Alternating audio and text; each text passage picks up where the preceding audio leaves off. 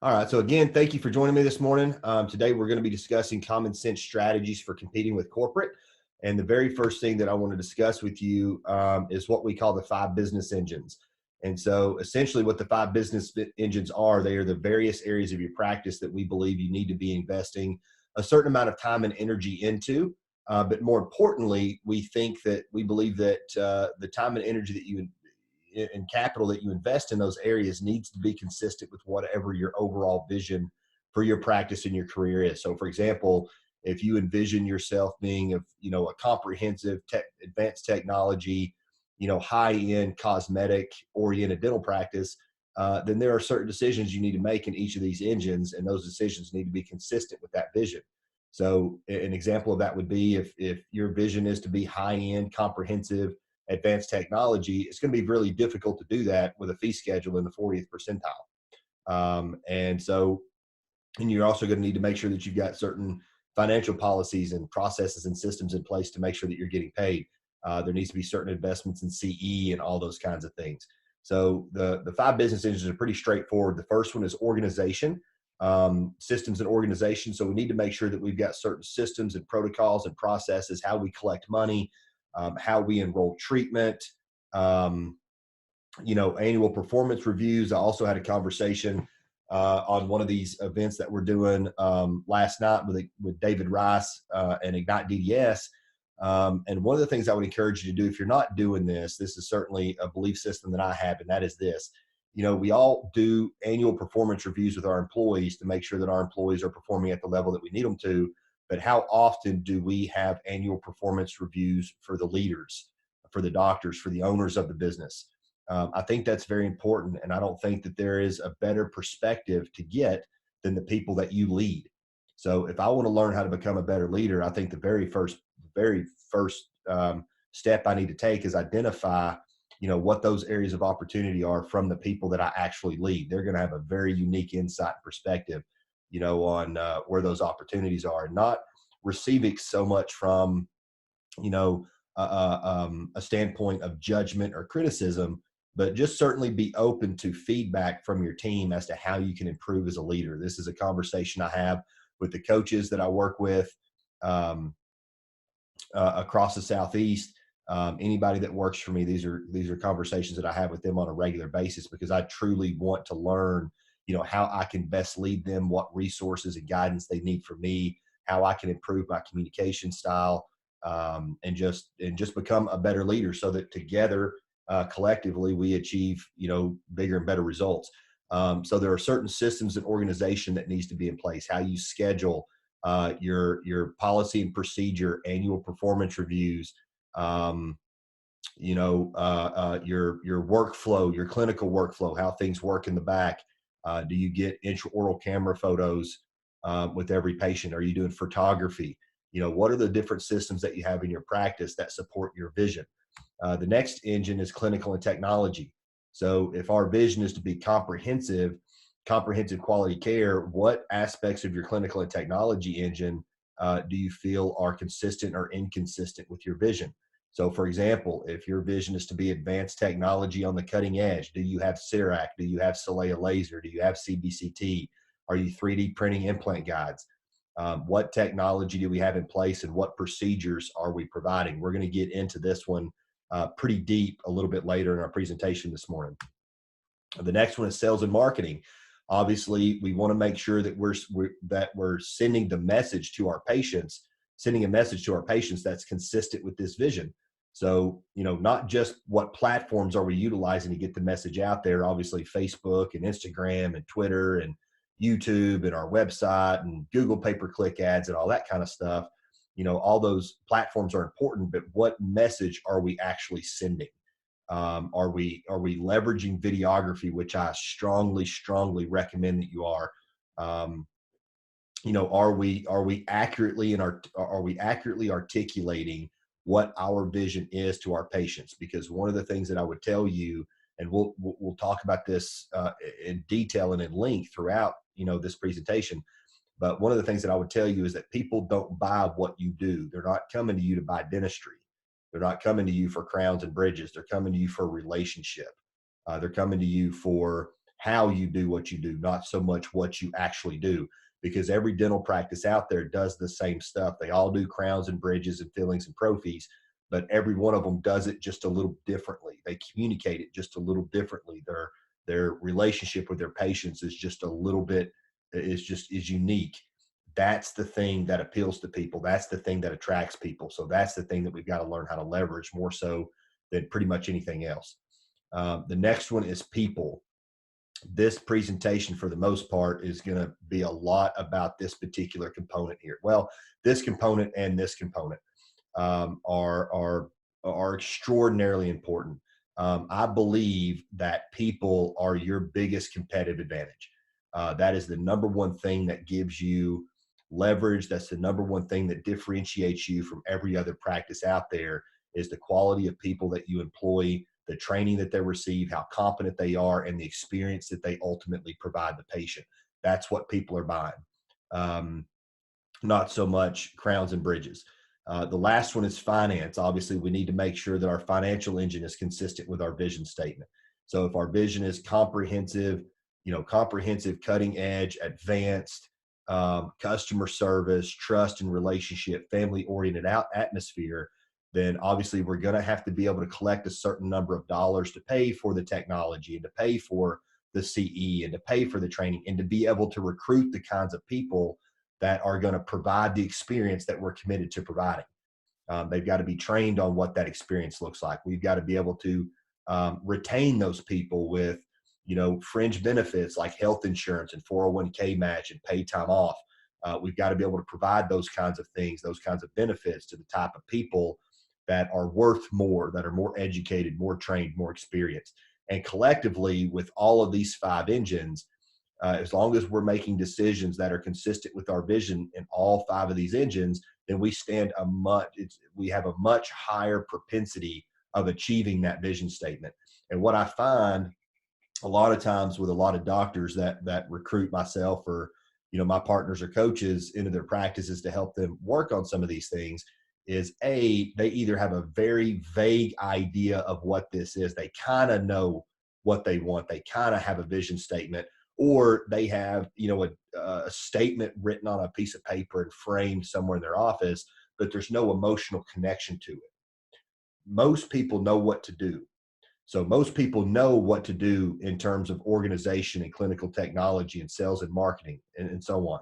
Most people do what they know what to do. Few people do what they know, and they don't do what they know because they don't have a compelling reason why.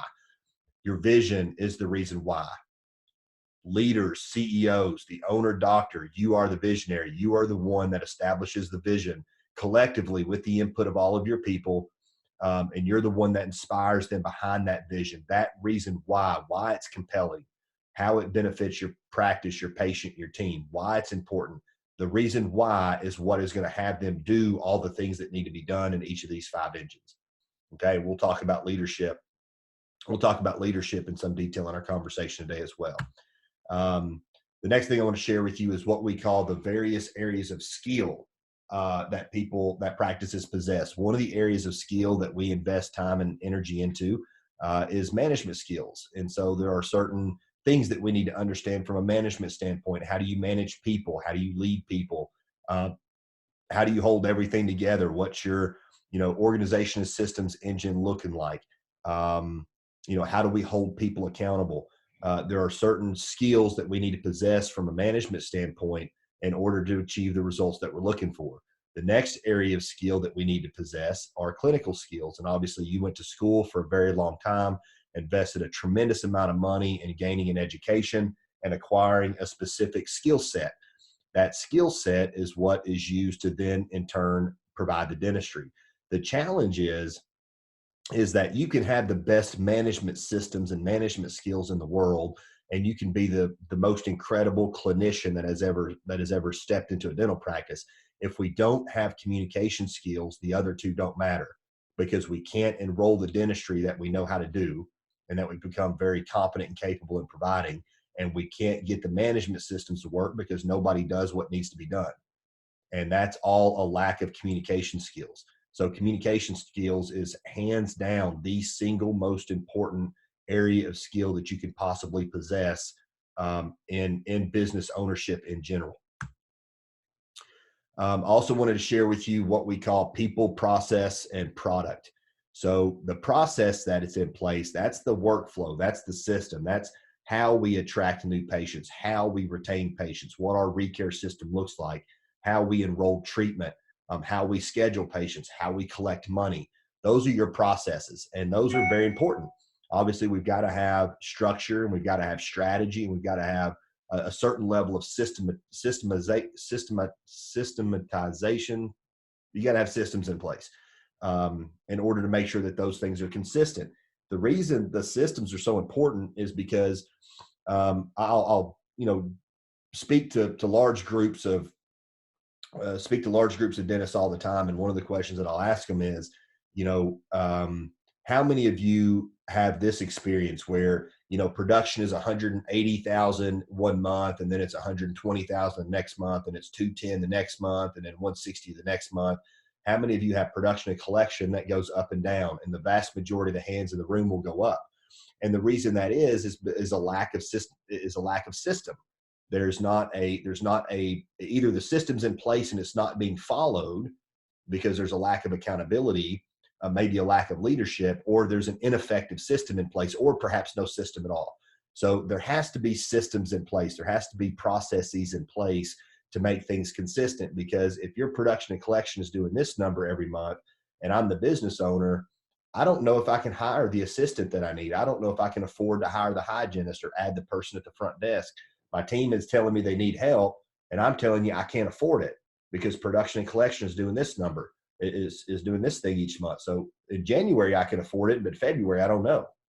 And in March it looks like I could probably afford it, but I definitely can't afford it in April.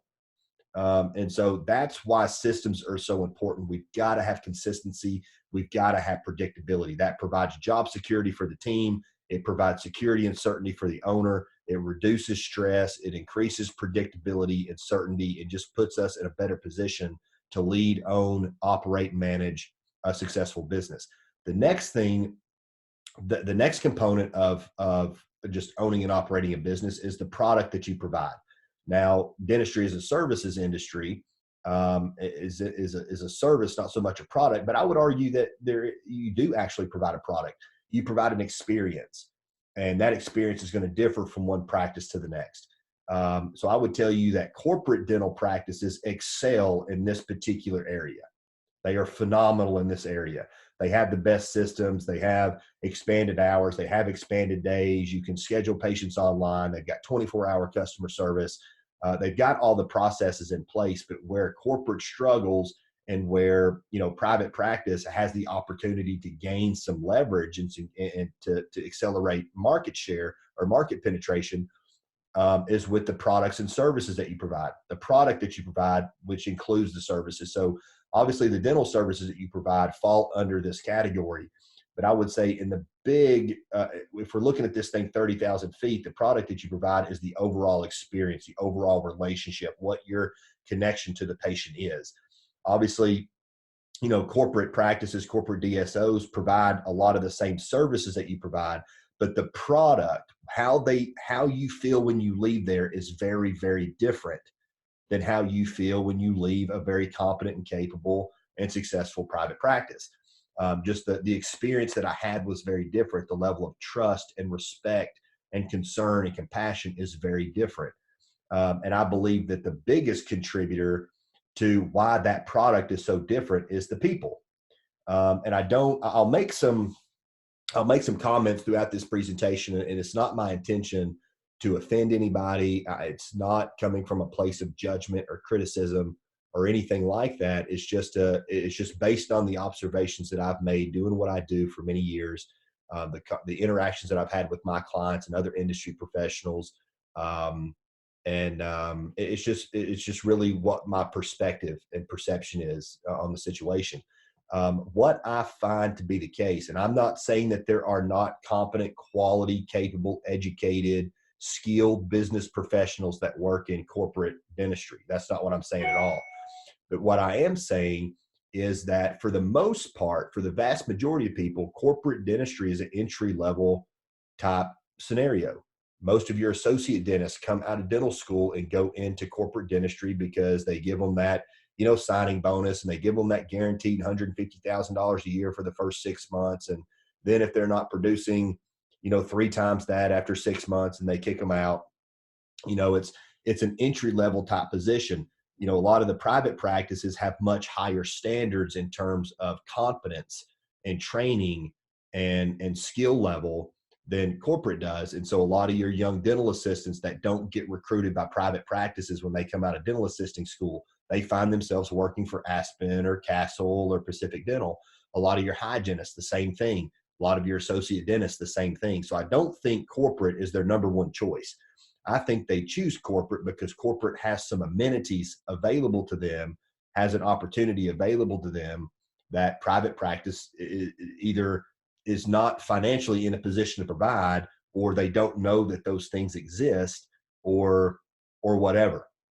So I find that the biggest differentiating factor between corporate dentistry and private practice is predominantly the people and the product that you provide. And so that's what our conversation today is going to be about, is how to provide a product that really excels. It attracts patients, it retains patients, it provides the product to your patients that you're committed to providing, and what kind of people you need to recruit and retain in order to provide that product, how you lead those people, what training they need, and how you hold them accountable and inspire them to help us do this thing together. Um, and so when we're looking at people and we're looking at human capital, rather, so human capital, so that is, I see in a lot of practices that, the largest variable expense, the biggest contributor to your overhead in a dental practice is hands down payroll. And it's estimated, I've seen as high as 54%, um, which is ridiculously high. And I've seen as well, I've got a practice right now that's a general practice right now that it's around 17, 18%. And then there are a lot of variables in there that determine where that number falls. Um, but the bottom line is that is an amount of money that you're investing in human resources, in human capital. And then we need that human capital to do certain things on a daily basis, and perform certain activities and be efficient and provide a quality product. So we attract patients, we're efficient, we generate more money. And as we do that, that payroll percentage declines. And so one thing I would tell you about the original slide that we looked at, which is the 5 business engines, if you're in a general practice and your level of profitability is less than 40%, that is the profit margin that we target in general practices. I've got some that are higher than that, and I've got some that are lower than that. But 40% is the level of profitability that we target, and we have allocated target expenditures in each of the line item categories on your P&L. But if your P&L is lower than that, the reason your P&L is lower than that is because there are currently decisions being made in each of those 5 business engines that are promoting inefficiency. And by inefficiency, I don't just mean how you schedule, I also mean your workflow, the technology, the people that you have, the way that you hold them accountable, the leadership, the communication systems. All those things contribute to whether or not the things that need to get done consistently, and get done efficiently and effectively. That's where your bottom line comes from. And so, and interestingly enough, the situation that we're in right now, with a lot of practices being shut down, there are a lot of practices that were, financially in a position to, pay their employees their typical take home income for a 2, 3, 4 week period of time, had the discretionary and liquidity, discretionary income and liquidity to do that. And then there were practices that weren't. And so one of the things that, I'm one of the conversations I'm having with a lot of my teams is essentially this. We build that into the process. So people, process, product. We build the ability to take care of them, to provide them security in the process, in our system, the way we manage the business itself. And so in order to do that, we need them to be accountable and do the things that need to get done, because the doctor's doing the dentistry, right? They can't be also calling patients and following up on treatment plans. They can't do everything. And so if the team is not doing the things that need to be done, for us to create the liquidity and create the discretionary funds that are available to help protect the practice, protect the team, and protect the patients, then that's why we find practices that are in a position that was not able to do that. And so it's not the doctor's fault. It's not that the doctor's a bad guy because he couldn't do it, because he couldn't provide that benefit to employees when, you know, our practice is shut down. And it's not that the guys that were able to do that are 10 times better. There is a broken mechanism. There's a broken system or process somewhere in the equation where we're not able to do that. The beautiful thing about dentistry, and this is why dentistry is so attractive to private investors. And it's because dentistry checks all the boxes. It's profitable. You've got guaranteed demand. It's consistent. It's lucrative. You've got, you know, roughly 330,000 dental licenses in the United States that are serving 50% of the population, because statistically half the population doesn't even go to the dentist. So there's no barriers to entry. Anybody can open a dental practice that has a dental license or has a structured DSO. You know, anybody can own and operate a dental practice. So there's no barriers to entry. And what corporate found when they started looking at dentistry, and they started with healthcare, as do, you know, most entrepreneurs. And the reason for that is just medical is a much bigger industry than dentistry is. So if you look at medical, and as a CEO in dentistry, this is certainly something that I would be considering. If you look at what's taking place in medical, you can predict what's going to happen in dentistry. Because when you go to, I've been through rounds of funding, I've been through venture capital rounds, I know what that process looks like. And when you go to, if I were to start a business tomorrow and say, hey, I've got this great product or service and I'm going to go provide this to dentists in North America, and they look at the product or service and they say, who did you say you were going to sell this to? I said, I'm going to sell it to dentists. They're going to say, no, you're not. You're going to sell it to physicians. You're not going into the dental industry, you're going into the medical industry. And here's the reason why. You're looking at a $450 billion industry versus like a $50 billion industry. So 10% of 450 billion is a whole lot more money for the shareholders than 10% of 50 billion. So that's why everything starts in medical, and then gravitate. Once they've capped out and they've gotten as much market share as they can get in medical, then they navigate over to dentistry and do the same thing in dentistry. Text messaging, CBCT, video communication, a lot of the technologies that you're seeing come into dentistry, both on an administrative side and on a clinical side, were already in medical. That's where they started, and that's the reason why. And so as a CEO, I want to be aware of that. I want to be looking out into the future and seeing kind of where the dental industry is going, and I want to make decisions so that I stay on the front side of that curve. And so with respect to human capital, there's three things that we've got to pay attention to. The skill level. You know, what skills does my team have, and what skills do they need? And then I want to align them in the roles that's most consistent with the skills that they possess. So align them in the roles with the skills that they possess. And then the people that I recruit. And so I support a lot of my practices with recruiting. Because we work very hard on establishing a certain culture. We work very hard on putting certain systems and processes and mechanisms in place that promote growth and retention of patients.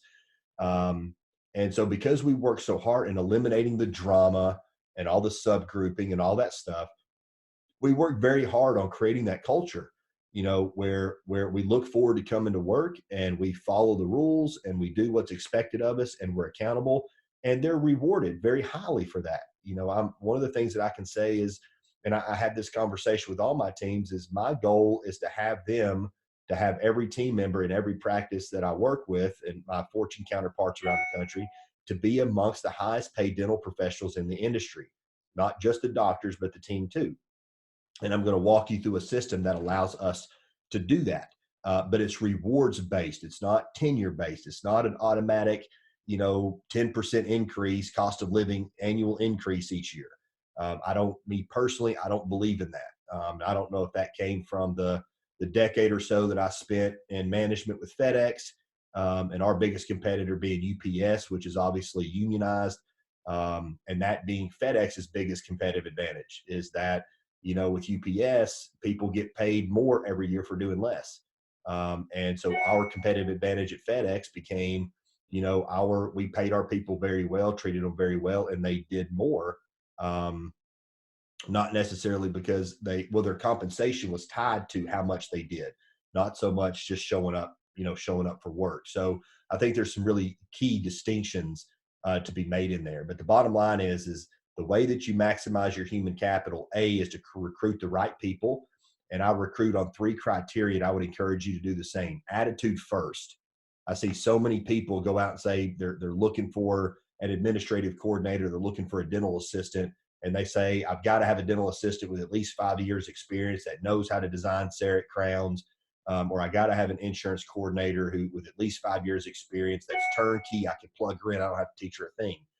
And that's great if you can find that person. But what if they have a terrible attitude? What if they come in with all kinds of toxic energy? They're subgrouping. They turn everybody against you. They're constantly complaining. Do you really want that person in your practice? And so I hire on attitude first. The second thing I hire on is personality style. And we're going to talk about a personality profiling system in this presentation that we use that allows you to align people in the roles that's most consistent with what their natural God-given abilities are. Okay. And then the last thing I hire on is skill. So if they've got a great attitude and they've got the right personality style and they've got the skill set already, 4, 5, 6 years of experience, they know how to do everything I need them to do, that person's worth their weight in gold. And that's what you'll find. And I believe that payroll percentage is the most important number in a dental practice, hands down, the single most important number. I can pull up a P&L for a dental practice, look at their payroll percentage, and I can immediately make a ton of distinctions about A, what it's like to work in that practice, and B, what the process workflow looks like and what kind of people they have. Sorry, I got to get this.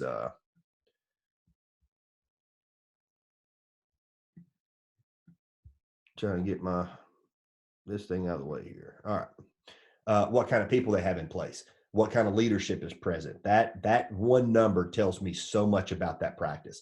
And so it's really how we're maximizing human capital. The more we're maximizing human capital, the lower your payroll percentage is going to be, the more profitable your practice. The less you're maximizing human capital, the less profitable your practice is going to be, and the higher your payroll percentage. And so I think there was another, let me hit this slide real quick. Actually, we'll do this one next.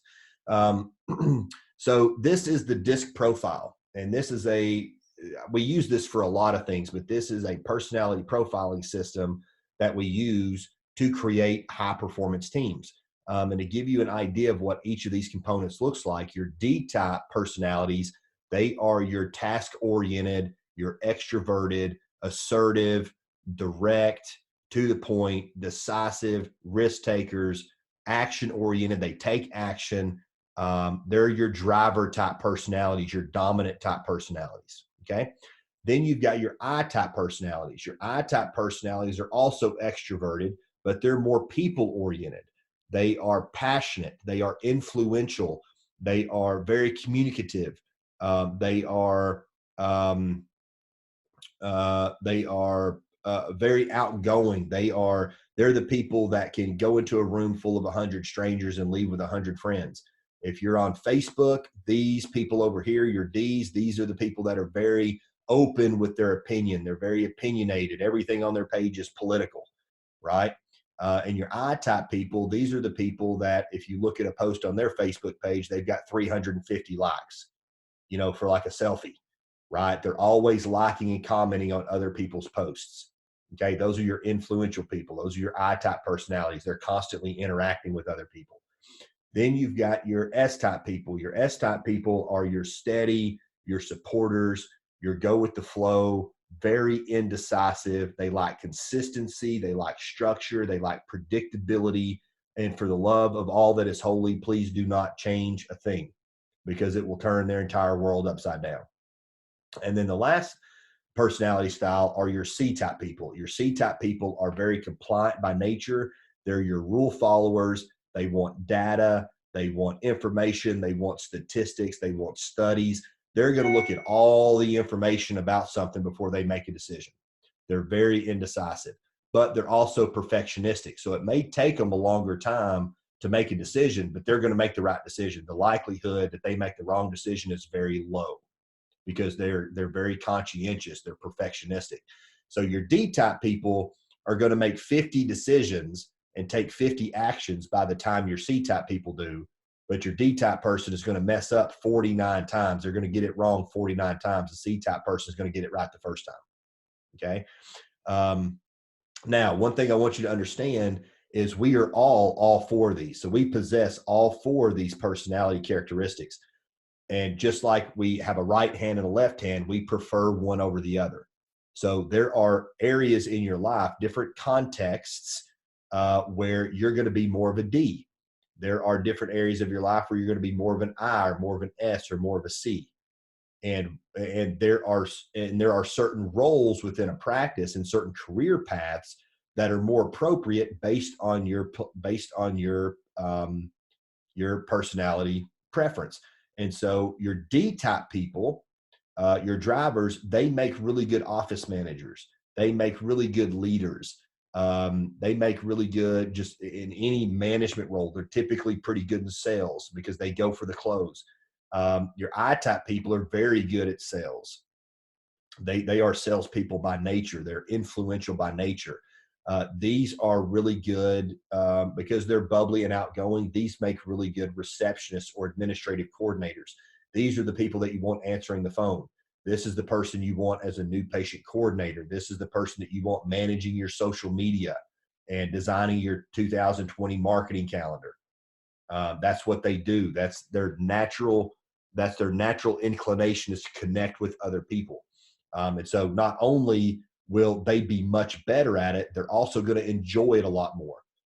For example, if you put an I-type person on dental insurance, they're not only going to be terrible at it, because remember, they're people. They like interacting with people, not not on the phone with an insurance company. They like actually interacting. And they're not task oriented. So they're not going to get a lot of stuff done. They might have 15 things on their to-do list. And because there's 12 people around them, they're only going to get 3 of them done. Whereas the C-type person will have 15 things to do on their to-do list. And none of these people are going to like them because they didn't talk to them, but everything on their to-do list got done. That's the difference between task-oriented and people-oriented. Your S-type people, they make really good dental assistants because if you think about it, their natural inclination is to be a supporter. So who do they support? They support the doctor. So the doctor's kind of the person in the front of the room, and they're on center stage, and the S-type person's the one doing the logistics and handling the music and the voiceovers and all that kind of stuff. So they like to support other people. And then lastly, you've got your C-type people. That's your insurance coordinator.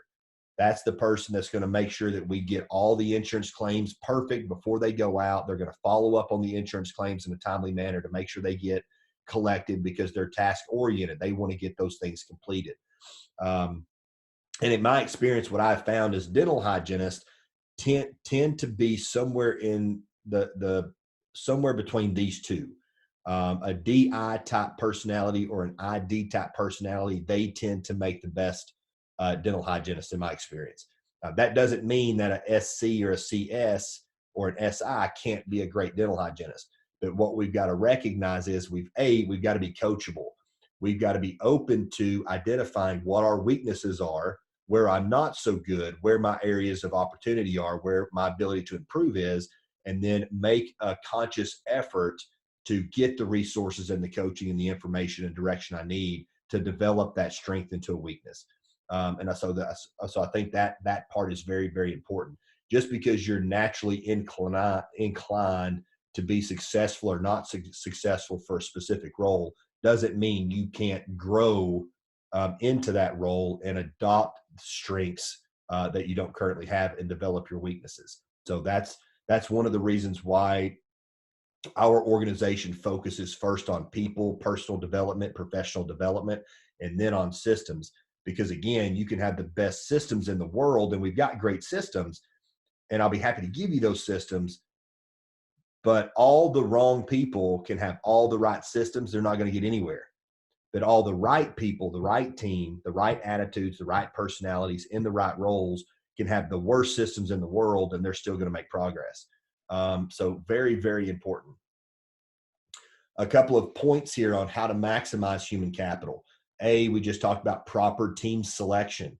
So again, we want to hire first on attitude, second on personality. So if it's a dental assistant, now I know which personality style I'm looking for. If it's a dental hygienist, now I know what personality style I'm looking for. And lastly, on skill. And the reason skill is last is because if you've got the right attitude and you've got the right personality, I can train you. I can give you the skill that you don't have. I can send you to dental assisting school. I've got multiple practices that found dental assistants at Starbucks. They waited on them, provided their coffee, and they said, "Hey, have you ever considered, a career in dentistry, or Subway?" Anybody with that it just enjoys what they do, no matter what they do. They have that. They have that. I guess you would just kind of call it a spark. You can just tell that there's something unique about it. That they think differently. They respond to the world very differently. They're proactive, not reactive. I think that's a very important distinction. And then obviously training, we want to make sure that we provide the training. I would strongly encourage cross training. We put out did a Facebook Live the other day on all of the things that you can be doing right now without patients. So what are all the things that we can be doing in the practice right now that are productive activities, so that we can be productive, but not necessarily produce anything, not necessarily have production. And cross training is one of them. So I can take a dental assistant and I can teach her to file insurance claims. I can take an insurance coordinator and teach her how to do sterilization. Or I can take a dental hygienist and teach her how to design a CEREC crown. I can do all that training right now. And the more cross-trained we are, the lower your payroll percentage is going to be, because now we're much more efficient and we're able to support one another at a level that we could not otherwise, because we don't know how to do what needs to be done. And then next is inspiration and motivation. And that responsibility really falls on the leader. We'll cover something here in just a second, maybe the next slide or the next, on where this really comes from. But with respect to inspiration and motivation, that's the leader's job. It's the leader's job to manage their own state first, to lead by example, to be the person that is a source for, passion about what you do, is a source for certainty, a source of security. They've got to be the person that keeps the atmosphere upbeat. They've got to be the person that keeps people turned on and excited about what they do for a living. Because let's face it, in dentistry, you get beat up a lot. You get patients that say, "Well, does my insurance cover it? Then I don't want it." Or, "How much does it cost?" Or, you're dealing with gen pop, right? And the general public is, a lot of people in the general public are just unreasonable with their expectations. I know it, you know it. You can't change it. It is what it is. You don't control that, but you do control how you respond to it. Okay. So one of the ways that you can respond to it in a way that benefits you is to communicate it differently to yourself, to not make it mean that, you've messed up or that you're not doing it right, but to make it mean, perhaps that, there may be a person that disagrees with what you're doing, but for every one person that doesn't like it, there's 100 that like it, and they're asking for more of it. A prime example is I did a Facebook Live with a doctor of ours a week or so ago, and and he shared the video, and obviously, there's a lot of general population people, general public people that were in his Facebook feed, and I had somebody see it who does not work in dentistry, and she fired off a very angry Facebook message to me, telling me how it was so inappropriate to be talking about how much practices produce and collect, and all this kind of stuff. And I could have gotten angry, and initially I was like, well, what does she know? Initially I got a little irritated, but then when I started really thinking my way through it, and I was like, I changed the way I responded to her. And we had a little back and forth, but I was very apologetic and I was very understanding and I was very open to learning how the message that we put out there could possibly come across as offensive, because obviously that wasn't my intention. And by the end of our conversation, she was very appreciative, and her whole demeanor, her whole attitude, all the energy that she was focusing on this thing had completely shifted. Her perspective had completely shifted. So I don't control whether people come at me with that stuff, but I do control how I respond to it. And if I respond angrily, or I try to defend myself or become across as defensive, then all that does is like throwing fuel on the fire, you know. And so that we don't want to do.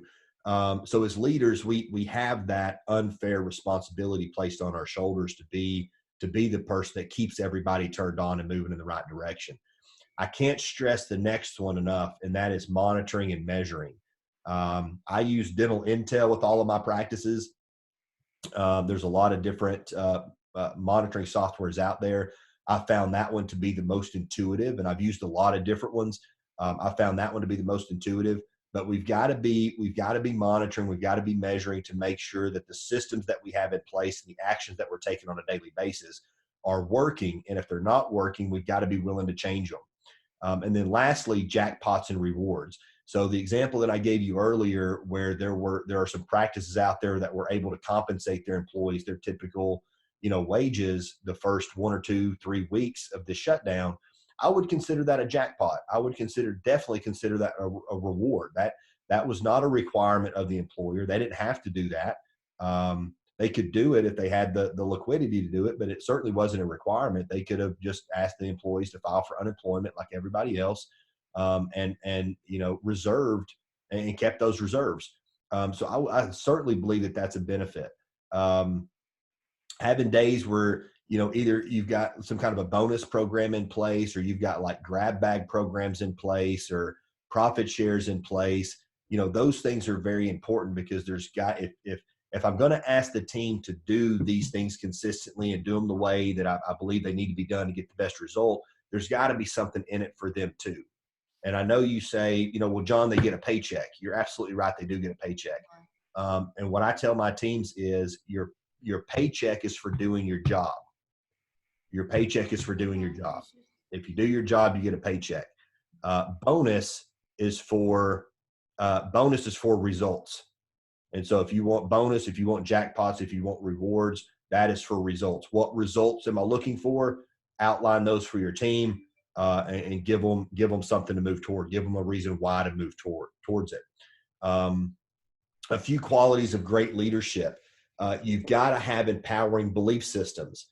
There's a common belief system in dentistry that people only want what insurance will pay for, and that our patients in this particular state, or in this particular region, or this particular city, don't, that's not going to appeal to them. And so a lot of us have belief systems that we've adopted over time from our peers, from our parents, from our siblings, from dental school, that are getting in our way now. And so I think that's the primary thing that we do as coaches is we dig in a little bit to find out what some of those limiting beliefs are, identify whether they are supporting you and propelling you forward, or whether they're holding you back. And I've had experiences with my coach where I've identified some limiting belief systems that were really holding me back.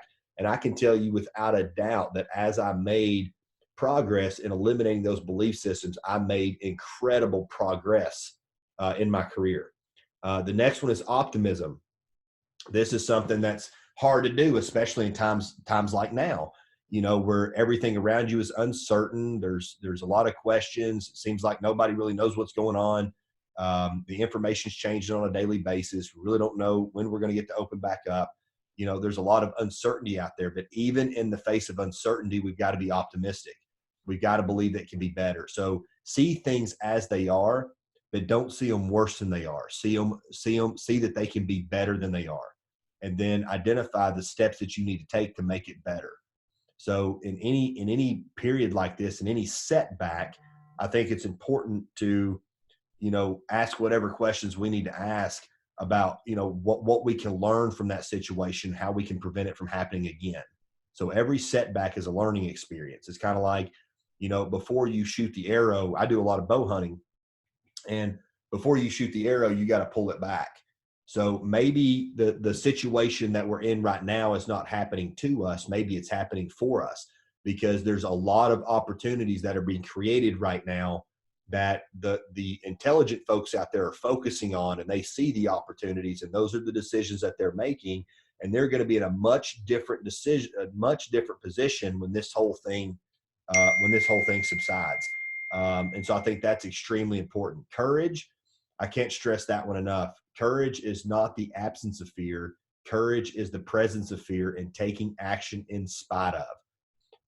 And so even if you don't know what it's going to look like 2, 3, 4 weeks from now, even if you don't know whether, you're going to be able to make the payment on that CBCT, even if you don't know whether you're going to be able to afford that particular person, make calculated, educated decisions. If I don't have the money in the bank to pay for this particular person, and I don't know if I'm going to be able to cover their payroll, but they have the best attitude I've ever come across. They have the right personality style for the position, and they already possess the skill set. I'm going to hire them anyway. And the reason is because that person is going to pay for themselves from day one. They'll pay for themselves from day one. And I've seen it too many times in my career not to have that belief system. And so sometimes we're not going to have all the information that we need. And if we keep waiting for the right moment, we're going to be waiting forever. So sometimes we just have to be courageous, and we have to make the current time the right time. Failing to plan is planning to fail. We've all heard that one. So preparation is essential, and there's no better time to prepare for the rest of 2020 than right now. You've got an abundance of free time. We've got the ability to collaborate with our teams and still honor the social distancing recommendations. We can do a lot of things through Zoom. A lot of people are taking advantage of these CE opportunities. I'm trying to get as much of this stuff out there as I can, because I know people are wanting to take advantage of this time. And so preparation is absolutely essential. Teamwork. Teamwork is also critical. If you don't have your team working together as a cohesive unit, then it makes the whole process much more tiresome and much more stressful, and all those kinds of things. And I'll say, I don't know who's on this call. I don't know if I've got employees on this call or just doctors on this call, but this is one thing that I would tell you. I've seen too many times doctors hang on to toxic people because that toxic person had the right skill set. They were the best dental assistant. They were the best at designing crowns. I can't produce what I produced without that person, but they're toxic. They don't contribute to the other departments. They don't play team. They're not supportive of other people. And when that person finally leaves the practice takes on a whole new personality. So I've seen practices grow, and I'm a very numbers driven person. So I look at the data, I look at the trends. And when I see a practice grow 15, 20, 25% for 2, 3 consecutive years, and then all of a sudden it's struggling to make 3, 4, 5% growth, and we've got that toxic person in there. When that toxic person is removed from the equation, now the practice starts to grow again. So there are people you've got, as a leader, you've got to be honest with yourself, because what I found more often than not is the reason that we know the person needs to go. And I can't count the number of times where I've had an initial conversation with a doctor and they say, and they'll say, I know this person, I know you're going to tell me I need to let this person go. And my response is very simple. I said, Doc, I can't tell you that. I don't know. Because I don't know what kind of leader you have been for that person up until now. But what I will be paying attention to is what kind of leader you are moving forward. And if that person, and then if that person is not the right person, we're going to know pretty quick. And so I never go into a practice with the intention of losing anybody. I don't think that you can shrink to grow. I don't think you can cut resources and expect a practice to grow. So I would rather give you more resources than take away resources. But a lot of times we're just holding on to the wrong people. And those wrong people do more damage and slow you down more than not having them there at all. I've seen practices lose a key person, and the practice produced and collected more without that person than they did with that person. Losing the body altogether. The person's not in the practice and we didn't replace them. So our team went from 6 to 5, and that practice was more productive, more efficient, produced and collected more than they did with 6 people. So I've seen that too many times not to know how incredibly important that piece of the puzzle is. And that's what I would say. That's what I would say is the biggest contributor to this distinction that we're making today about the how to compete with corporate. You know, corporate practices don't have great leadership. They don't. The doctors are associates. They're not owners of the business. And the owners of the business aren't in the business, having conversations and building relationships with the employees. So it's a completely different dynamic. And so in a corporate practice, they simply cannot provide the same customer service, the same patient experience, the same, not saying anything about the clinical quality, but they just can't provide the same product that you can provide in private practice. So I believe that is what our competitive advantage is in private practice. And that's what we should be focusing on leveraging, not trying to copy, what corporate is doing. Now, are there things that corporate does that I think are valuable? Absolutely. Absolutely. Because a lot of times, well, not a lot of times, all the time, the biggest mistake that a CEO can make is not being customer centric, is not being aware of what the consumer wants. Or being aware of what the consumer wants and not being willing to make the necessary adjustments in their business to accommodate consumers' needs. And so we're going to talk about that today. And the last one is communication. And to give you an idea of how the level of importance we place on communication in our training university, which is 5 2-day programs, so a total of 10 days of CE, which would be comparable to like an MBA type program for dental practices. We invest 2 full days just on communication. That's how important communication is. If you remember, the second slide that we looked at had management skills, clinical skills, and communication skills. And communication skills was detached from the rest of the pie. And that's why. It's because communication is so extraordinarily important. Not just how we communicate with other people, how we enroll dentistry, how we communicate with our lab to make sure that our lab understands what our expectations are, how we communicate with employees so that they know what our expectations are, what the consequences and benefits are, how we communicate with patients so that they're educated and they make the most appropriate decisions for their oral health, but also how we communicate with ourselves.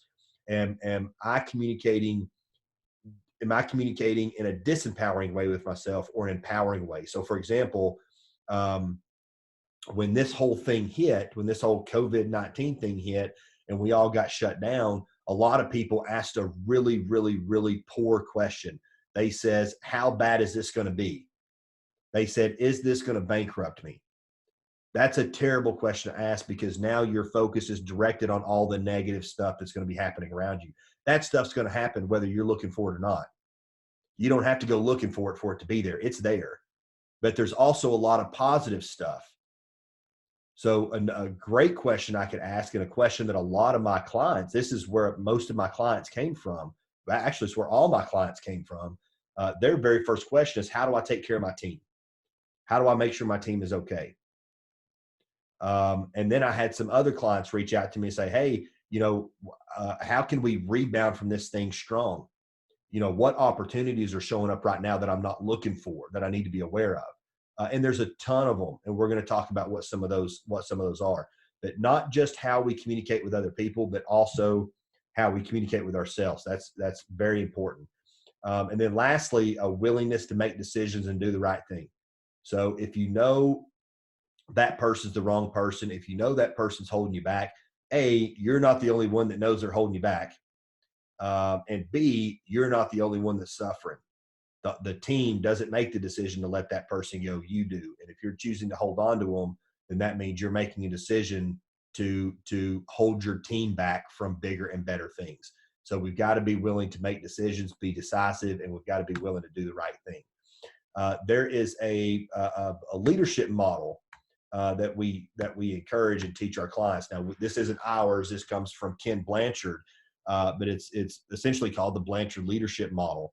And essentially, what it says is there's 4 categories of development that every person goes through.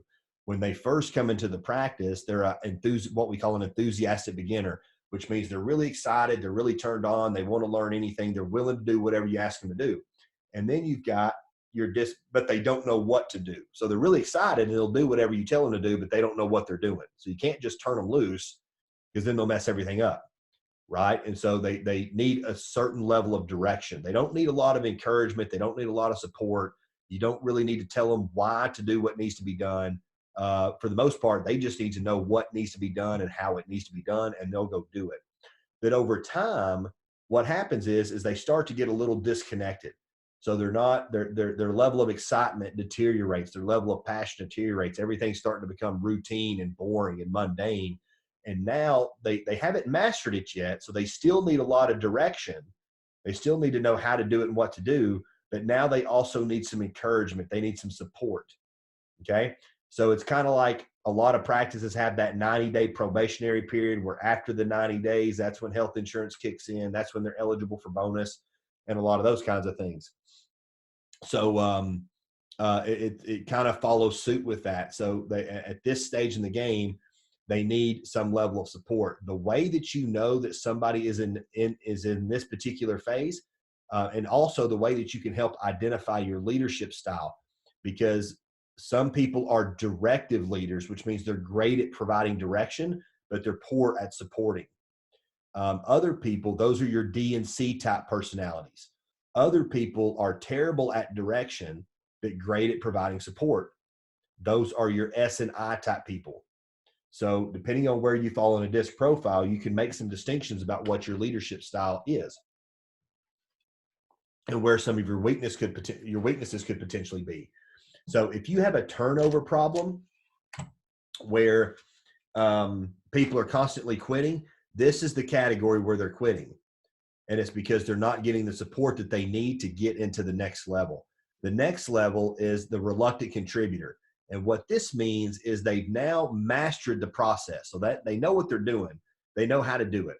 You don't have to micromanage them anymore. You don't have to stand over them and tell them. So up here is more micromanagement. Down here is more macro management. Okay. So micromanagement is focused on the individual tasks. Macro management is focused on the result. Okay. So both types of management are important. And depending on where the person falls, that's how you know what conversation to have with them. Basically, with a reluctant contributor, they've mastered the technology, they've mastered the system and the process, they know what to do. And so they don't need anything there, but they don't have the self-confidence to do it on their own, because they've had somebody there doing it with them this whole time, training them and telling them what to do. Okay. And so as long as you continue to provide them support there and encouragement there, then they will graduate into what we call the peak performer category. This is the employee that everybody wants. Okay. This is the employee that everybody, when they put an ad in Dental Post and they go to find a new dental assistant, they're trying to find this person. The problem with that is this person already has a job and they're very happy in that job. And they're paid very well because you can obviously see their value. So you can still recruit them, but it's just not the same as if, you were hiring this person. This person just graduated dental school or dental assisting school or dental hygiene school. So you got to remember, somebody helped this person get here. This person didn't graduate dental assisting school and boom, they were right here. That's not how it works. They had leaders throughout their career, whether they worked for one doctor the whole time or multiple doctors, that helped move them along this path to get them here. And I can guarantee you, if you ask that person who those people are, they can tell you exactly which doctors those were. And I'm doing a Facebook Live this afternoon with one of our clients over in Memphis, Dr. Kevin Reed, who is a phenomenal leader. Not just my own perspective, but the perspective of everybody that works with this guy, including his team, multi-location owner. And this is a conversation that we're going to have today, is just some lessons on leadership. what he's learned and his style and his approach and what distinctions he's made and how he's gone from, one location to two locations and brought his son in now as an associate. He's mentored many associates. And so just a phenomenal, incredible all around guy. But he follows this process. And so he knows when somebody's here and how to get them, around the path. And so he's building a team of peak performers. When you have a team full of peak performers, that's the practice that just runs itself and you show up and do the dentistry. That's the practice that does that. You don't need to sell your practice to a company and they're going to come in and provide all the management services and you come in and do the dentistry. You don't have to sell your practice and be an associate. You don't necessarily have to do those things. You need to learn how to become a leader. You need to learn how to identify when somebody is in each of these categories and how to help them grow into this category. The good news is the desire is already there. They want to be here. They just don't know how to get there. And so that's what we do as leaders, is we help people get what they want. Okay. Now, very important conversation right here. And I told you I would come back to this when I mentioned the belief system about dental insurance. So in dentistry, one of the common limiting beliefs that we have adopted, and rightfully so, because you only hear this a few thousand times a day, does my insurance cover it? I don't want it. We hear that every day. Or a patient calls and says, how much is a crown? We hear that every day. And so it's very easy. We've got plenty of information that says that people only want what insurance will pay for. But there's also a lot of information out there that contradicts that says that that's not necessarily true, that people want quality. People want customer service. People want convenience. Okay. And so if our belief system, and this is the challenge that we're faced with, everybody is faced with. If our belief system is, people only want what insurance will pay for, then, and let's say we're fixing to enroll a patient in adult fluoride. Okay. Now, the vast majority of insurance plans out there don't cover adult fluoride. And so I ask myself a question, because I believe that patients only want what insurance will pay for. I ask myself a question: is insurance going to pay for this? And the answer is no. So that puts me in a state that is anticipating rejection, which is a disempowered state, not an empowered state.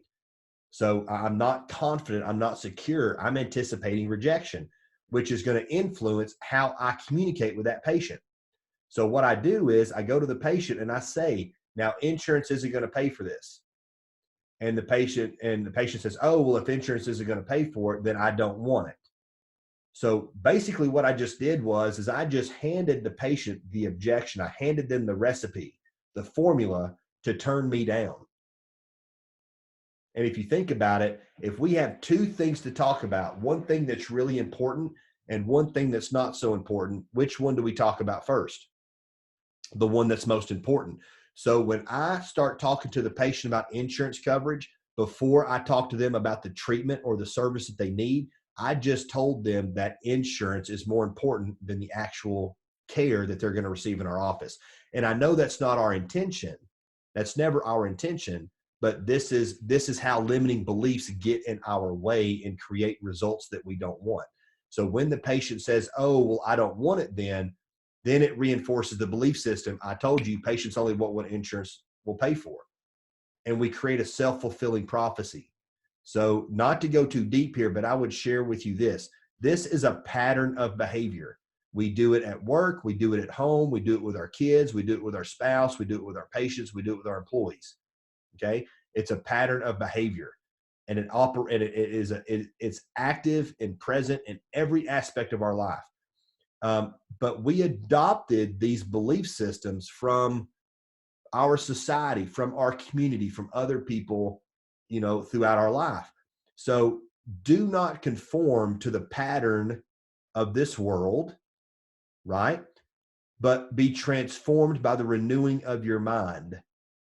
So transform your belief systems. Take the limiting belief systems out, replace them with empowering belief systems, and now the results begin to change.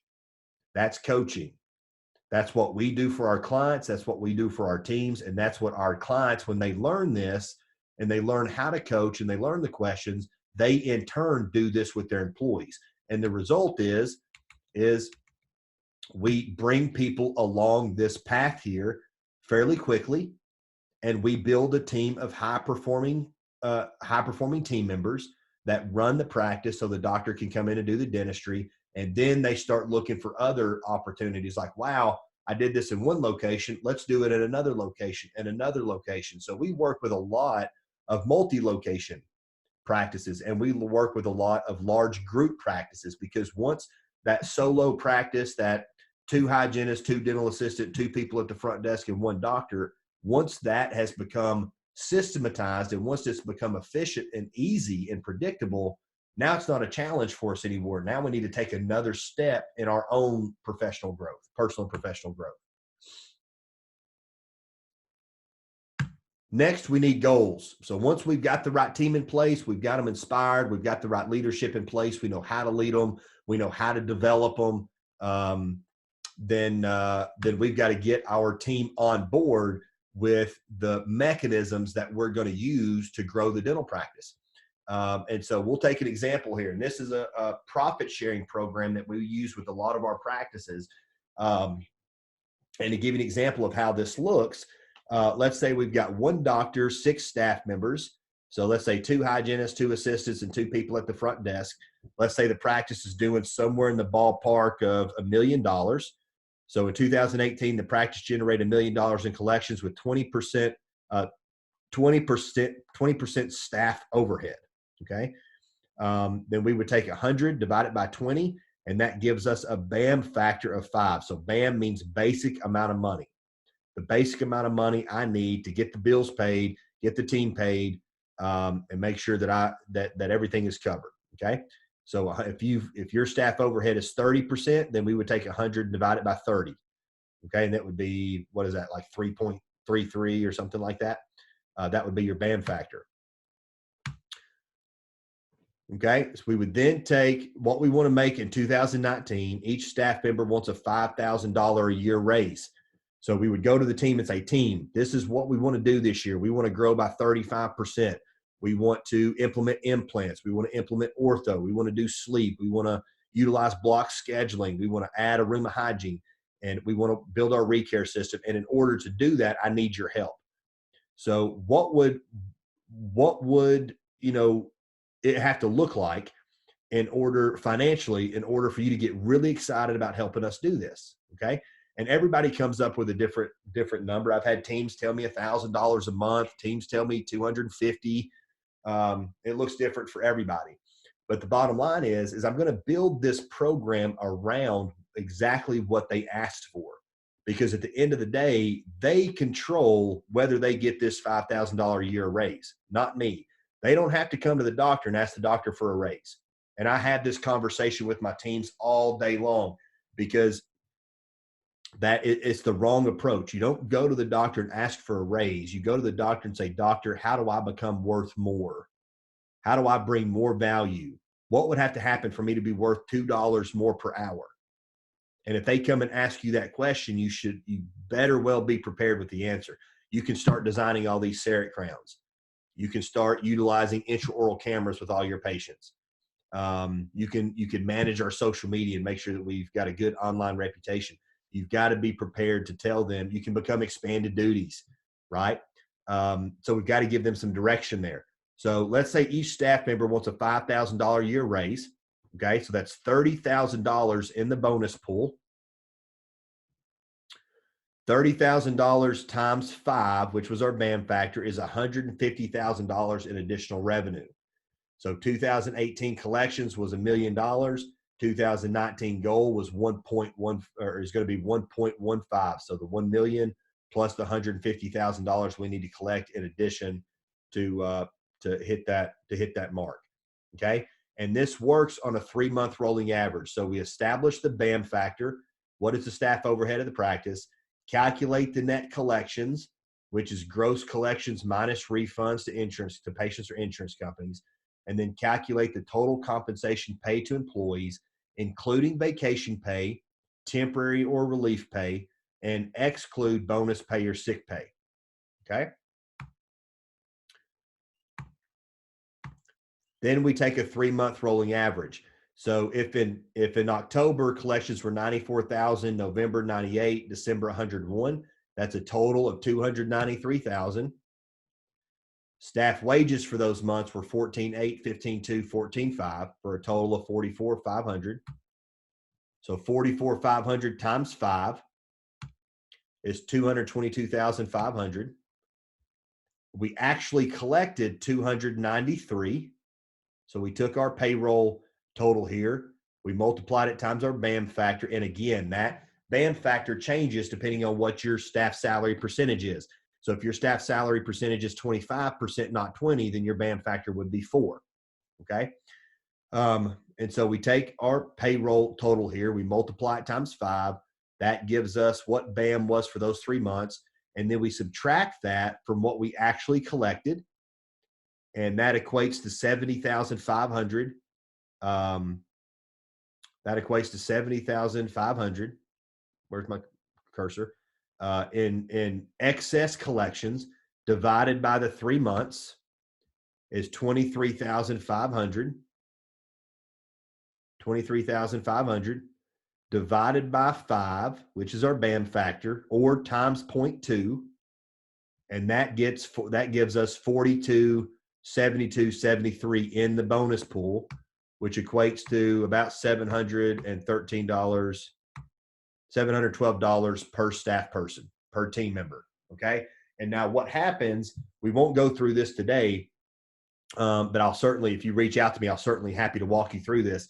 What happens is as they bonus, their bonus checks will be the happiest check you ever wrote, because as their bonuses get bigger, that payroll percentage gets smaller. And as the payroll percentage gets smaller, guess what number gets bigger? Your bottom line, which means the practice is becoming more profitable. So it is impossible for the team member, for a team member to generate more revenue, more income for themselves without adding more money to the bottom line. It's virtually impossible. It can't happen.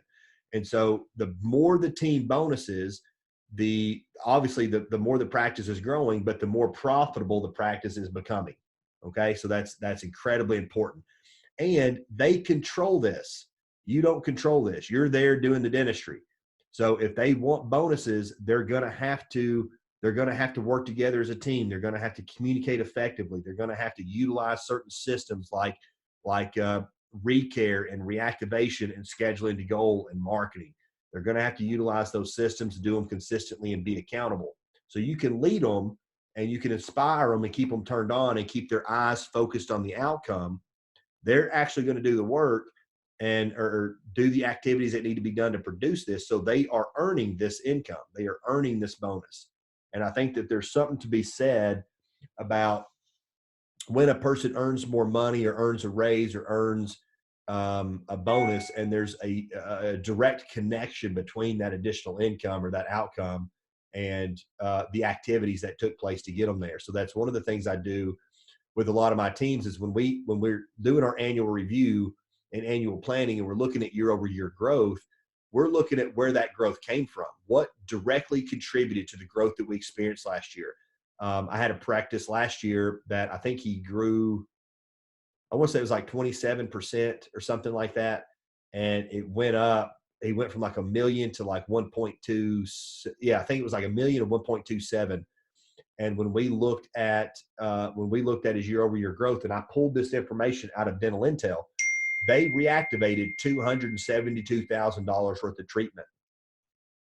So treatment that otherwise would not have gotten completed. They called those patients, they reactivated those patients and got those patients on the schedule. And so you could do the math there with that example and see where that growth came from. I mean, that the 27% growth that they experienced last year, almost 100% of that came directly from treatment reactivation. So when they see that, and they were bonusing $700, $800, $900, $1,100, I think was their biggest bonus. They were bonusing. So when they see that, now we've connected the dots. So now they begin to understand how the mechanics of the dental business works and how their activities on a daily basis drive those activities and produce those results. And in turn, what's in it for them, which is an increase in bonus or increase in income.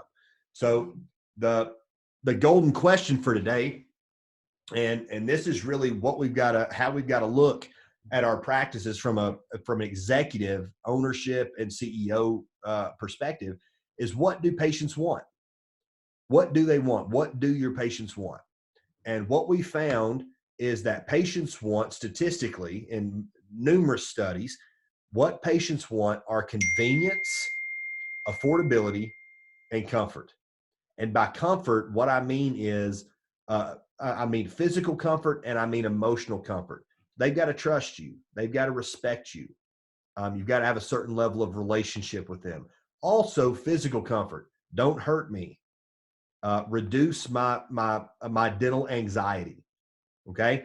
And what I believe is most of the objections that you get. I did an event a couple of days, maybe it was last Friday. Yeah, I did an event on implants last Friday where we talked about enrollment. Okay. Um, and you know, the process and conversation around influence and handling objections. And I'm actually doing another one, spin off of this event, but I'm basically doing another event on implementing implants, ortho, and sleep, which are like the three big, you know, practice growth accelerators in general dentistry. A lot of people call it SOI, which is kind of a play off the acronym ROI, right? Because it's such a substantial growth opportunity in general practices. But what I found is most of the objections that you get are revolve around convenience and affordability. So it's kind of like, I don't have time, or I have to check my schedule. Let me get back to work and see, you know, what I have available. Or it's affordability. I can't afford it. Does my insurance cover it? And what I believe is that 80% of all your objections are time and money objections. 80% of all your objections are time and money objections. And I believe that 80% of those objections aren't really time and money at all. They're comfort. So the vast majority of the objections that you get aren't because they can't afford it, and aren't because you don't take their dental insurance, and aren't because they don't have time. It's because they don't trust you. They don't respect you. You don't have a strong enough relationship with them. They're not in the right state to make a decision that's consistent with their oral health, or dental fear and anxiety. I believe that's the number one thing that we're trying to overcome in private practice. Corporate practice, corporate dentistry does not stand a chance in overcoming that, because corporate dentistry doesn't have the bedside manner. They don't have the customer service and communication skills that we can implement and acquire in private practice. And so corporate dentistry has the dental associate who's 6 months out of dental school. They have the dental assistant who's 6 months out of dental assisting school, and the dental hygienist that's 6 months out of dental hygiene school. The ladies that work in the administrative office, this is their first position in dentistry. This is an entry level position for them to get into dentistry. And now, when the patient comes in there, the experience that they receive there is going to be very different. They come in, and even from a corporate standpoint, even the treatment planning to some extent is very systematized. So if you have a 4 millimeter pocket BOP and bone loss, that's perio, and we're diagnosing, 2 quadrants of SRP and putting you on a perio maintenance cycle. And we're also, treatment planning Prevident, and Reston, and, Paradex, right? And so that's automatically built in. It's a systematized, kind of a systematized type of treatment plan. Whereas in private practice, that conversation is a lot different. So I'm not saying that the treatment planning, that technically the treatment plan that they provide a patient and corporate is wrong, because I'm willing to bet if you take that treatment plan and you look at the textbook definition of when a crown should be a crown versus a filling or an inlay or an onlay, I'm willing to bet they're within the context, they're within the boundaries of that definition. Whereas in private practice, we tend to be a little bit more subjective. So some dentists are much more proactive about treating decay, and other dentists are not so proactive. And there are certain variables that we measure in our practices to kind of determine where the doctor's philosophy on treating decay is. But in corporate dentistry, they try to take the subjectivity out of the equation because it's not dentists who own the business, it's business people. And business people don't know the clinical side. They can read the definition in the textbook and they can design a system around it. And so that's where the frustration with a lot of clinicians comes from in working with corporate is you're taking my clinical judgment out of the equation. So right or wrong, I don't have judgment there, but the bottom line is I think there is tremendous value in that gray area called subjectivity. I think there's tremendous value in having an individual provider's clinical judgment, what my professional clinical opinion is in this particular situation, and here's why. That is very important. And I think the patient needs that in order to understand, especially if you have a relationship with them. If you don't have rapport with them, doesn't matter what you tell me. But if you have a relationship with me, then I trust you. I understand you. I want you to educate me. I want to learn from you. And the experience for the patient is drastically different. So when you look at some of the variables in corporate, and this is why corporate markets so heavily, when you look at some of the variables in corporate, retention is very, very low. Their recare effectiveness is in the 20s, 25, 30%.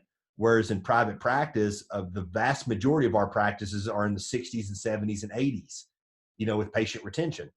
And with treatment acceptance, corporates enrolling, 15 to 25% of the treatment plans that they present. Now they're presenting $10,000 treatment plans to every patient. So it's kind of a numbers game. All I need is 15% of these treatment plans, and that hits our financial targets. So then they spend the money on marketing to drive the new patients. So it becomes a numbers game. Whereas in private practice, I think we're not so much about numbers and volume as we are quality and service and relationship. So a lot of our practices with respect to treatment acceptance are in the 60s and 70s. So we don't need a tremendous amount of patients. And a lot of the questions that I get, or a lot of the statements that I hear from a lot of practicing dentists, is if I just had more new patients, then that would solve all my problems. I need new patients, new patients, new patients. And although new patients are important, there are times when, and I've got a client in this position with one of his offices where the vast majority of those patients are restored. They're in good health and they're consistent recare, and they're all caught up on their restorative work for the most part. And so maybe he doesn't have a lot of opportunity there on his existing patient base, and maybe he needs some new patients, or maybe he just needs to implement some of these other strategies to help take better care of his existing patient base. So maybe raise his standard of care, or add some technology or add some procedures. But as the CEO, the decision that we're making at this point is how do I better cater to my patients' needs for convenience, affordability, and comfort. And I would tell you that corporate, this is where corporate saw the opportunity when they looked into the dental industry. They said, look, these guys are only open 4 days a week. These guys are only operating 7 to 8 hours a day. They don't have websites. They're not marketing. They're all fee-for-service dental practices. They don't have technology. They looked at all those things and they said, wow, there are no barriers to entry here. It was so easy for us to penetrate this market. And the competition's very low. And so when corporate came into the mix, then you had a lot of dental practices starting to adopt dental insurance plans that didn't have dental insurance plans prior to. Now you've got adopting technology and doing same-day dentistry. Now you've got practices that are open, 8 hours a day or 12 hours a day, open 5 days a week or 6 days a week. They're starting to we've started to respond, to the approach that corporate take, because corporate, quite honestly, exploited our weaknesses as private practice owners. They exploited our weaknesses, and we had to respond. So the same thing happened when Blockbuster was, the number one movie rental store, and then Netflix showed up, right? Netflix exploited Blockbuster's weakness, and then Blockbuster tried to respond by putting their little Blockbuster boxes out on the corner, but by that time it was too late. So it's not too late for us. We still have the opportunity to still meet our patients' needs for convenience and our patients' needs for affordability, but primarily because we are so good at this one. This is our biggest competitive advantage. This is the thing that really gives us leverage in the market. And I do believe that patients will pay more, and inconvenience themselves. They will go out of their way and they will go out of network for a doctor and a team that provides them more comfort, that they have better relationship with. And I think everybody on this call would agree with that. And I think anybody would do that, not just with dentistry, but with other things as well. Okay. So what are the things that we can do to become more convenient to our patients? And these are just some examples. One thing we could do is expanded procedures. We can adopt procedures. So now if I offer more procedures under one roof, then now my patient doesn't have to go to multiple different dentists. They can get everything they need to get done right under this roof. Now, whether that means you're going more of a super GP route, or you're starting to place implants, or you bring in a specialist and you have multiple providers under one roof, that's certainly an option. So to add procedures, you don't necessarily have to start doing procedures you don't want to do. Maybe you just bring in another provider and that provider does the procedures that you want to do. What I see happening in the industry over the next several years, don't know how long this will take, this is just a theory of mine, but what I see happening over the next several years is you're going to start to see less and less and less brick and mortar specialty practices. And you're going to see more and more and more group practices. You're also going to see more DDSOs, which are dentist-owned DSOs, multiple locations. You're going to see much more of that. There's a tremendous amount of activity taking place in the M&A space right now, a lot of merger and acquisition. And with this COVID-19 thing, there's going to be a lot of practices that were financially not in a position to withstand this storm. And they're going to be looking for transition plans when this thing is over. So it's going to be a buyer's market. And I'm not saying exploiting, other people's or trying to take advantage of other people's misfortune. That's certainly not what I'm saying. But those doctors are in a compromised financial spot, and they're going to need transition plans. They're probably not ready to retire just yet, or they would have already gone that route. But now maybe this thing is just the straw that broke the camel's back, and they're done with ownership, or financially they need to sell their practice because they're in a little bit of a compromised situation. They need solutions. And the doctors out there that have positioned themselves the right way and are in a position to, potentially acquire that practice and merge that practice into their practice, or create a second location. Those are solutions. And that's what these guys are going to need. So as your practice gets bigger, whether through expanded procedures or merger and acquisition opportunities or multiple providers, you have more patients. Now we're looking at expanded hours and expanded days. So now we're more convenient to patients. Hygiene openings is something you definitely need to be aware of and looking at on a consistent basis, because what I see a lot of times is I've got a client getting ready to buy a practice, and I just vetted this practice a couple of weeks ago, right before this COVID-19 thing hit and they shut everybody down. I went in, I pulled the information, I looked at this practice, and as soon as I pulled out of the parking lot, I called my client and I said, this thing is going to be a great opportunity. So what I see in that practice is a very mismanaged hygiene schedule. They don't have an opening on their hygiene schedule for 6 months, and they only have 2 hygienists, 4 total operatories, 1 doctor. Doctor's working out of 2 rooms. The other 2 rooms are hygiene. You can't get a new patient on that schedule. You can't get SRP on that schedule. And if a patient falls off the schedule, you can't get them back in. So they're losing patients. And so he is in desperate need to blow out a wall, find a new piece of real estate, blow out a wall, or expand hours or expand days, but he needs hygiene capacity. And right now they've got enough hygiene in there to where he could very easily have 4 full-time hygienists if he had the room, which means that practice more than doubles. And so I'm having this conversation with my client, and we're already strategizing. So when we come back from this thing, this is going to be an investment that he makes, and we're going to see this practice go from doing right about $1 million to probably doing 2.4 within 12 to 18 months, if not sooner. So significant opportunity. That is a big, big deal. Same day dentistry with Cerac and Celea. Those technologies create a lot of opportunities for us to do same day dentistry. Block scheduling. That's very important because a lot of people think that block scheduling is the intention of block scheduling is to produce and collect more. And although block scheduling does allow you to produce and collect more, that's not the intention of it. That's not the purpose of it. The truth of the matter is that a patient that needs a crown is at a higher risk of spending more money, spending more pain, or spending more time and experiencing pain. So a patient that needs a crown is at a higher priority than a patient that needs a filling. So why would I not build my schedule in a way that makes the high risk patient a priority over the low risk patient? I would absolutely do that. And the result is that I become more productive and more profitable and more efficient. Okay. So very important. 24-hour phone support.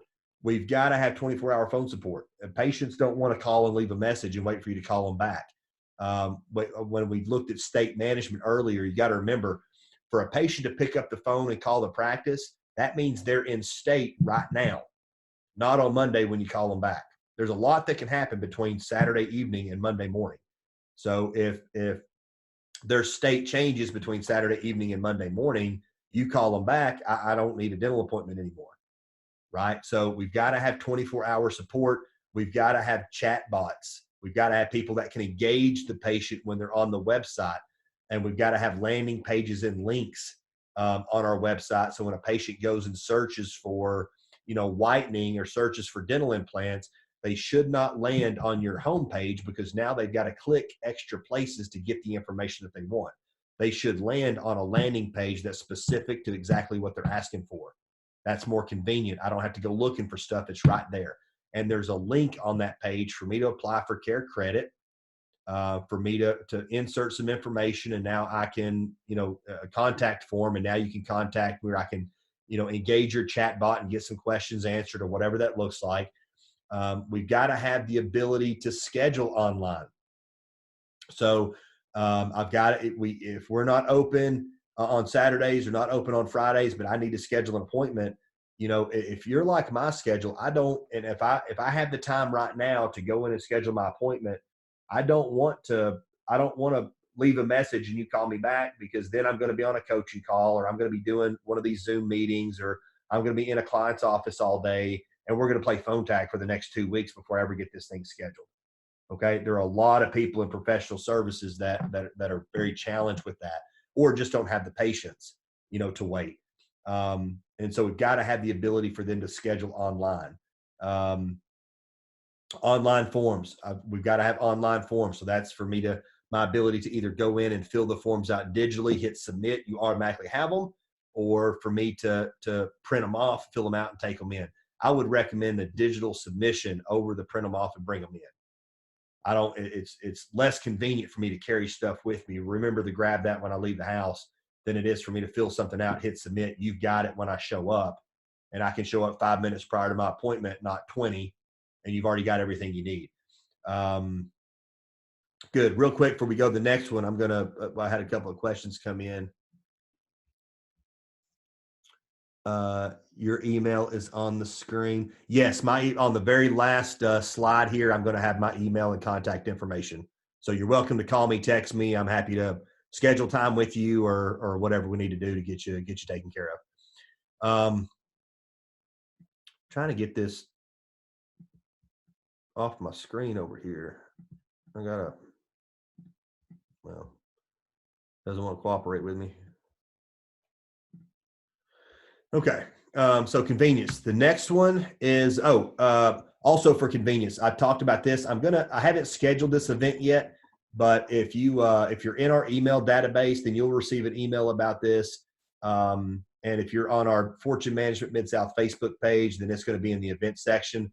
But I'm creating this event too about ortho implants and sleep, which I referred to earlier, and what the growth. When I say growth potential, I mean There are to give you an example. Well, I don't want to run out of time. I don't want to leave time for Q&A. Just take my word for it. This is an extraordinary opportunity. This does not require new patients. This is with your existing patient base. And when I say substantial growth, I mean your practice having the potential, not saying it will, but having the potential to grow 100%, 200%. I mean, it truly is exponential growth. Now, will you tap into all of that in the first 12 months? No, you're probably not going to grow 200% in the first 12 months. But it will certainly help you average 25, 35% growth year over year for the next several years, right? And if, as business owners, that's why we're in business ownership. If I can get the average rate of growth of a dental practice in North America is 2 to 4%. I can get 2 to 4% in my IRA without having to deal with the stress and headache of business ownership. So why not sell your practice, be an associate, and just put the money in your IRA? To me, that makes more sense. The whole reason that we're in business ownership is because we can get higher returns, controllable returns. I can mitigate the risks because I'm smart. I've surrounded myself with professionals that know what I don't know, and I can make the right decisions, and I can get 15, 20, 25%, 30% growth. Okay. And I had a practice last year grow. We did 2 mergers and acquisitions with the same practice in about 9 months, and he grew 100. I think it was 163% in 1 year. I had a couple that were in the 80s. I had a bunch that were in like the 30s and 40s, and then I had a few that were like in the high teens and low 20s. So every practice is different. The opportunities in every practice are different. So you need to know what the opportunities in your practice are and what buttons you can push and what levers you can pull to capitalize on the potential that's there. Okay. Especially coming out of this COVID-19 thing with I think there's going to be a lot of acquisition opportunities. I've seen it estimated that about 30% of the practices across the country are going to need transition plans when this thing is over. I don't know if it's that high. I'd probably estimate it probably somewhere in the ballpark of 8 to 12%. But that's still a substantial, 8 to 12% of 335,000, roughly, that's still a lot of practices. And so you need to be able to look at that practice and look at some information and say, I need to buy that practice, not that practice. That one's going to take me, 2-3 years to really maximize. That one's got immediate growth potential. I can add 2 rooms of hygiene and double that practice in the next 6 to 12 months. Those opportunities are everywhere, everywhere. I had a client of mine in Georgia. We bought a practice about 2 years ago, right at $1 million practice. It was same kind of scenario, mismanaged hygiene schedule. She bought the practice. She came in. We fixed the hygiene schedule. We added a couple of associates. They added ortho they added ortho and implants, and she went from just like 980,000 to 2.4 million in about 18 months. And I mean, that's a real true life example. It wasn't rocket science and there wasn't any magic pill. There was opportunity for organic growth in that patient base, and there was opportunity for being more convenient, adding a layer of convenience. And that's what happens when you become more valuable, more convenient, more affordable, more comfortable to your patients. That's what happens. It inspires growth. Okay. So I'll be putting this event on the schedule here, probably either towards the end of this week or first of next week. So keep an eye out on that one, and we'll go into that in a lot more detail. On the affordability side, and I'm going to run through these next 2 pretty quick, just because we're running out of time here. Dental insurance participation, that's a layer of affordability. Filing medical insurance, layer of affordability. Care credit, having care credit as an option for patients, layer of affordability. I hear people a lot of times, they'll say, oh, well, care credit charged me 7% and, it's not worth it. I understand that they charge you 7%. I would encourage you not to trip over dollars to save pennies, because the bottom line is there is no scenario out there where care credit is costing a practice a dime in the grand scheme when you look at the total picture, because the additional dentistry that you're doing otherwise would not have gotten done if you did not have a financing option, right? So you can even make the same argument about dental insurance. I recognize that dental insurance, we take some adjustments there. We definitely want to renegotiate those reimbursements every 2 to 3 years. I'm not just saying blindly let dental insurance, rip you off. Um, but you want to adjust your fee schedule. You want to renegotiate. You want to be strategic about it. But there's a lot of dentistry that you're going to do that otherwise wouldn't have gotten done because you don't have that layer of affordability in place. So I think, not saying you need to participate in dental insurance. It's case by case. It's practice specific. But I would just say that, those financing options, dental insurance, medical insurance, they're layers of affordability, and affordability are something that patients want. I think it's estimated that 91% of patients expect their dentist to participate in their insurance plan. So it's a pretty big statistic. Dental service plans, which are basically, like, you've all heard of these things. There's only two versions of it out there that are board approved. The other ones, they don't meet the criteria. One of them is Clear. I think it's called Clear Choice, is one of the approved ones. And then our version of it, which is called Plan for Health. So if you want some information on that, let me know. But that basically, it's a program that covers a variety of different services based on your fee schedule. And then the patient pays for that. It covers, 3 cleanings a year, the exams, x-rays, 10% off restorative. And it's really an option to help make treatment affordable for your non-insurance or cash patients. I would encourage that you overestimate patient portions when insurance pays, or when you're estimating insurance coverage. Overestimate the patient portion. Well, John, they're going to pay more if I do that. Yes, they will. But if insurance underpays, now you're sending them a bill in the mail, not calling them and letting them know they have a credit on their account. And I want a credit on their account because that gives my administrative team leverage to get the patient back in if they fall out of recare, or to reactivate treatment if they have incomplete treatment. So I want to be able to call them and say, hey, I've got, John, by the way, we've got to get this crown rescheduled or scheduled. But by the way, you've also got a $150 credit on your account, which we can apply toward that procedure and help save you a little bit of money. So it's more of a perception thing than anything else. Comprehensive care, obviously, the more proactive we are at treating decay, the more comprehensive our approach. In the long run, we're saving the patient a lot more money because it doesn't escalate into more complex, complicated treatment. Hygiene products and services. Quick example here. ADA says that for every $1 spent on adult fluoride, we save $13 in restorative dentistry. That's a pretty significant statistic. Every patient wants to save money.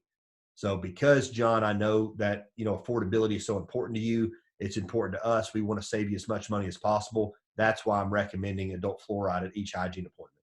So hygiene products and services definitely help promote preventative care, and an ounce of prevention is worth a pound of cure, right? Everybody's heard that one. Consistency in recare. If I can keep them consistent in recare, and we want a specific system and process built around this so that we promote hygiene, we promote consistency in recare, we keep them in good health so that they don't have problems. That's going to save them the most money in the long run. So I'm a hygiene guy. I believe that the hygiene department is the backbone of the dental practice. So I think keep really putting some interesting programs in place, like a whitening for life program, an oral ID for life program, or some appointment retention incentives like that to promote consistency in recare. That is absolutely going to save them more money. And then goodwill. So if you've got a patient, in there for a crown and they're numb, and while you've got them numb, if they need a filling on an adjacent tooth, then go ahead and knock out the filling. Let them know. Ask them if it's okay if you do that. Go ahead and knock out the filling. And then when they check, it didn't cost you any additional chair time. The material cost was very low. I would much rather do it while you've got them numb and you're doing that crown than bring them in just for that filling. So a goodwill discount on something like that, and just have on the patient's walkout statement, just have the treatment coordinator say, oh, wow, it looks like doc did this one for free for you.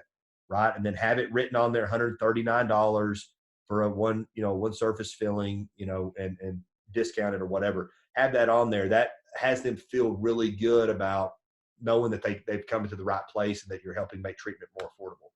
And then lastly, comfort. This is a big one.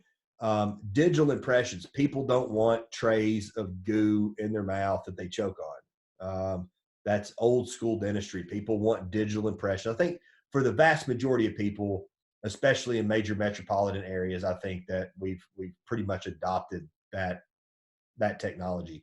But digital impressions are a huge thing. Patients are becoming more educated. They know that these things are out there now, and they're looking for these things. So digital impressions are a big deal. Anesthesia-free cavity preps with like Celea laser. There's a lot of things you can do with Celea laser, not just anesthesia-free cavity preps, but that is a component that's a marketable component. It's great for pedo. It's great for high anxiety, dental anxiety patients. It's something that patients will come to your practice specifically for because you're providing a layer of comfort. Advanced technology, your CBCT, your communication systems, computer, TV screens in the operatories, all those kinds of things help make patients more comfortable and rest assured that they're in the right place. They're with the professionals. They're with high-end, advanced, cutting-edge people. Nobody wants to be on the dull edge of healthcare. Right? Everybody wants to be on the cutting edge. That's the side of the equation that patients are looking for. That earns their trust and their certainty. Customer service, extraordinarily important. Making sure that you're providing the experience that they remember, that you're fielding their questions. This is another reason why communication is so important. We go through a lot of that stuff in session 2. The way we field customer complaints, the way we handle that's extremely important, and it helps to appeal to our patients' need for comfort. Influence skills, enrollment skills. So we're not salesy. We don't want to sell people. We want to enroll people. We don't want people to buy our products and services for our reasons. We want people to buy our products and services for their reasons. We just have to sometimes help them get out of their own way. And you enroll people, you influence people by asking questions, not telling them. Selling people is telling people. Enrolling people, influencing people is asking questions. So that's a huge distinction there. Active on social media, being connected with our patients on social media is a great way for us to stay connected and to communicate and to engage and interact from 6-month appointment to 6-month appointment. Being involved in the community is a big one. It helps to foster and establish a relationship. Additional amenities in the practice, for example, like it could be, a coffee bar or hospitality center, or, music that's played in the operatories, or whatever that looks like. But you might even survey your patients, send them a survey and find out, what it is they like, what is it they're looking for, what would they like to see us do differently. I shouldn't even need to mention this one, but clean, organized, and competent. Got to be a clean facility. If you've got the dirty stained tiles, we need to replace those. It's got to be a clean environment. We've got to be organized. There shouldn't be sticky notes and papers laying all over the administrative office and all over the computer, and everything looks disorganized.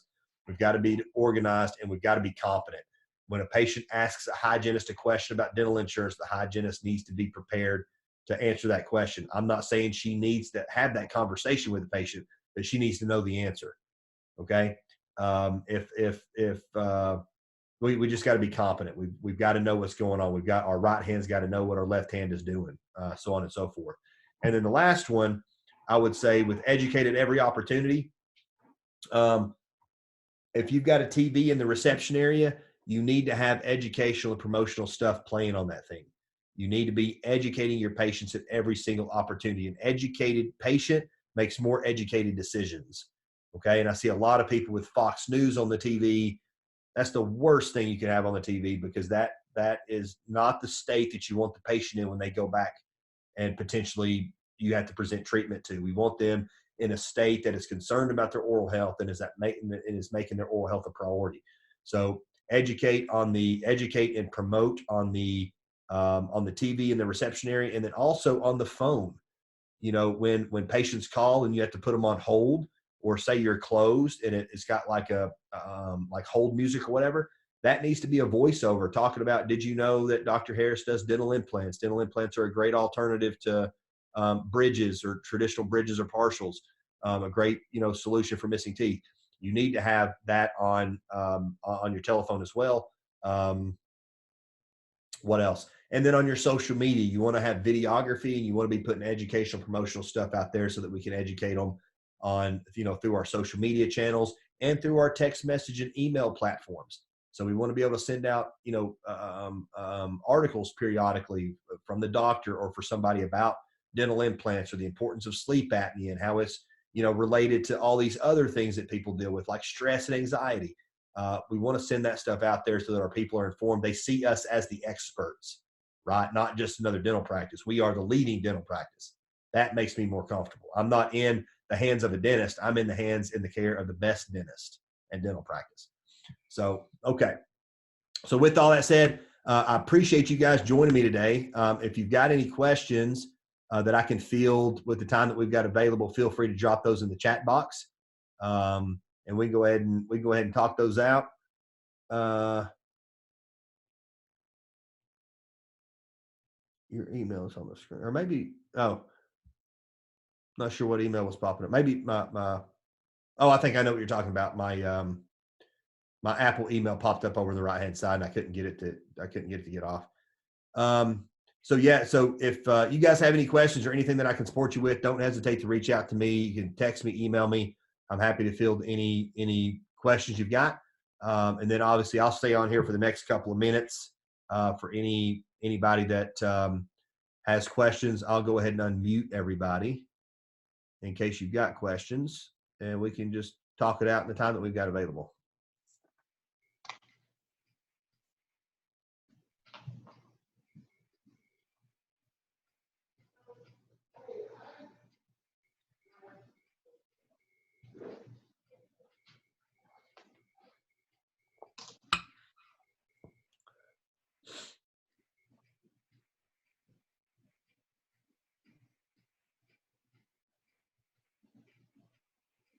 Okay, doesn't sound like we got any questions. So, guys, again, I appreciate you joining me. If you've got any questions, feel free to email me, free to text me or call me. And until next time, I hope you all have a great rest of your day.